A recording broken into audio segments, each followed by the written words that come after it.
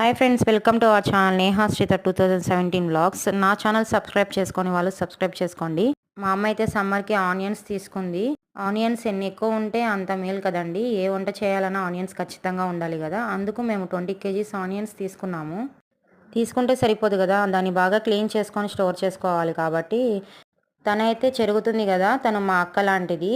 తన పేరు దేవి. చిన్న చిన్న సైజు ఉన్నటువన్నీ ఒక సైడు, అలానే డబల్ డబల్ ఉంటాయి కదా ఆనియన్స్, ఇలా ఉన్నటువన్నీ ఒక సైడ్ వేయాలి. లావుగా ఉన్నటువన్నీ ఒక సైడ్ తీసుకుంది. అన్నీ ఒక చాటలో వేసేసింది. ఇవన్నీ వంటకు వాడుకోవచ్చు కదా. ఆ లావుగా ఉన్నటువైతే ఫాస్ట్గా కట్ చేసుకొని వంటకు వాడుకోవచ్చు. ఇలా స్టాండ్లో అన్నీ పెట్టుకోవడం వల్ల గాలికి చెడిపోవు కదా ఆనియన్స్. అలానే మిగతా ఉంటాయి కదా చిన్న చిన్న ఆనియన్స్ అన్నీ, దానిలో ఉన్న పొట్టునంతా తీసేసి ఇలా చెరిగితే పొట్టంతా కింద పడిపోతుంది కదా. దాన్ని చేసి ఇది ఒక బయట పెట్టుకోవాలండి, ఒక టబ్లో లేదా ఒక సంచి పరిచేసి అందులో పెట్టుకుంటే ఎన్ని రోజులైనా ఆనియన్స్ ఉంటాయి. Thank you for watching. Bye bye.